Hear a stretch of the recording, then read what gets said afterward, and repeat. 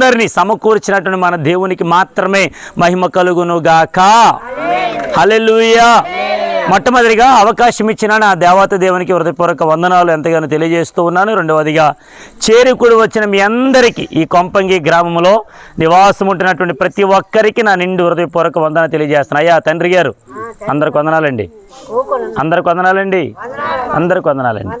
పాపం రాములు గారికి ఎంతగా ఒంట్లోకి బాగోపోయినా ప్రభువు నామాన్ని బట్టి దేవుని మాటలు వినడానికి దేవుడు ఎంతగా చెప్పండి హల్లెలూయా. కొద్ది నిమిషాలు దేవుని మాటలు మనం విందాం. పరిశుద్ధ గ్రంథంలో ప్రభువు మనకి ఇచ్చినటువంటి ఒక మాట చదువుకుందాం. చూడండి, యెషయా గ్రంథం 40వ అధ్యాయం 29వ వచన భాగం.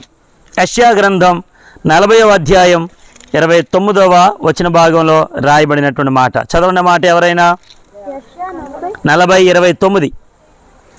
సొమ్మసిల్లిన వారికి బలమిచ్చువాడు ఆయనే, శక్తిహీనులకు బలాభివృద్ధి కలుగజేయువాడు ఆయనే. దేవునికి స్తోత్రం. చెప్పండి హల్లెలూయా. చిన్న ప్రార్థన. పరిశుద్ధమైన మా పరమ తండ్రి, నీ ఘనమైన పాదములకు వందనాలు, స్తుతులు, స్తోత్రాలు తెలియజేస్తూ ఉన్నాం నాయన. ఇక రాత్రికాల సమయంలో ఈ కొంపంగి గ్రామంలో జరగనుద్దేశించిన ఈ సువార్త సభను మీ చేతులకు అప్పగిస్తూ ఉన్నాం. ఇంతవరకు నాయన పాటల ద్వారా మీరు మహిమ పొందుకున్నారు నాయన, ఆనందారు మహిమ పొందుకున్నారు ప్రభువా. అయ్యా నీ వాక్కుదారణ ఆయన మీరే మాతో అందరితో మాట్లాడమని ప్రార్థన చేస్తూ ఉన్నాం. మీరు మాత్రమే మహిమ పొందుకోమని సమస్త ఘనత మహిమ ప్రభావాలు మీకు ఆరోపిస్తూ యేసుక్రీస్తు పరిశుద్ధ నామములో అడిగి పొందుకొని ఉన్నాము మా పరమ తండ్రి. ఆమేన్, ఆమేన్. ప్రియ దేవుని పిల్లలారా, ఈ రాత్రికాల సమయంలో ప్రభువు మనందరితో మాట్లాడుతున్న మాట ఏమిటని అడిగితే, ఇదిగో సొమ్మసిల్లిన వారికి బలమిచ్చువాడు ఆయనే. ఆమేన్. చెప్పండి ఎవరికంట? సొమ్మసిల్లిన వారికి బలమిచ్చువాడు ఆయనే.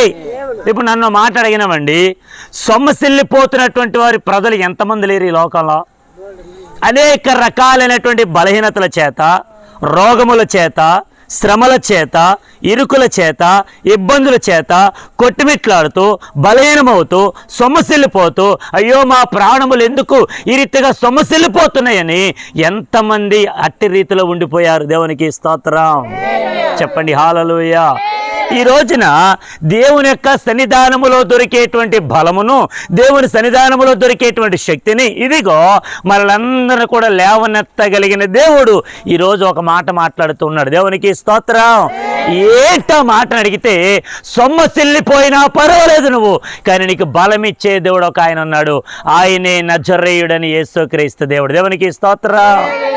నన్ను మాట అడిగినవండి, మన జీవితాలలో ప్రతిరోజు పనికి వెళుతున్నాం, ప్రతిరోజు పని చేసుకుంటున్నాం, ప్రతిరోజు కష్టపడుతున్నాం, ప్రతిరోజు మనం ఎంతగానో చెమటూడుస్తున్నాం, ఎంతగానో పగలంతా కష్టపడుతున్నాం, కానీ రాత్రికాలం అయ్యేసరికి ఎంతో బలహీనం అవుతున్నాం. దేవునికి స్తోత్రం. ఇంకో మాట అడిగితే చెప్పండి, ఉదయకాలం అంతా పని చేసుకోవడానికి బలం ఇచ్చిన వాడు ఎవడు?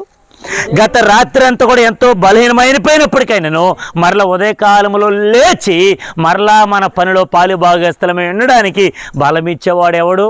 నా దేవుడు ఒక్కడే. దేవునికి స్తోత్రం. హల్లెలూయా.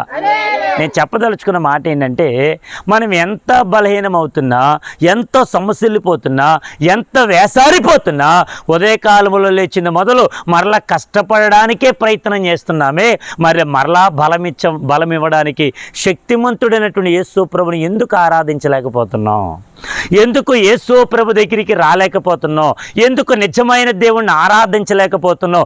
ఎందుకు ఆ గొప్ప దేవుని నామాన్ని ఎందుకు ఘనపరచలేకపోతున్నాం? దేవునికి స్తోత్రం. చెప్పండి హల్లెలూయా. ఎవరైనా మనకు సహాయం చేస్తే మరలా వాళ్ళు ఎంత గొప్పవారు, వాళ్ళు ఎంత మంచివారు, ఇదిగో నేను పడిపోయినప్పుడు, జారిపోయినప్పుడు, సమస్యలిపోయినప్పుడు పలానా కుటుంబం నా దగ్గరికి వచ్చి నన్ను ఎంతగానో ఆదరించి నాకు ఎంతగానో సపోర్ట్గా నిలబడింది, అసలు ఆ కుటుంబీకులు ఎంత మంచివారా అని ఊరంతటికి గొప్పలు చెబుతామే. మరి పరమందు వాసీనుడైనటువంటి వాడు తన్ను తాను తగ్గించుకొని ఈ లోకానికి మనుషురీతిగా వచ్చినటువంటి నా ప్రభు మళ్ళీ ఎంతగానో బలపరిచి శక్తివంతులుగా చేసి మళ్ళీ ఎంతగానో లేవరెత్తిన ఆ గొప్ప దేవుడైనటువంటి యేసు ప్రభుని మనం ఎందుకు ఘనపరచలేకపోతున్నాం? దేవునికి స్తోత్రం. చెప్పండి హల్లెలూయా. ఒక మాట చూపిస్తాను. పరిశుద్ధ గ్రంథంలో సొమ్మసిల్లిపోయినటువంటి వారిని నా దేవుడు ఎలా బ్రతికించాడు, నా దేవుడు ఎలా బలపరిచాడు, ఎలాగ వారు లేవనెత్తాడు అనేటువంటి కొన్ని విషయాలు మీతో జ్ఞాపం చేస్తా. చదవండి.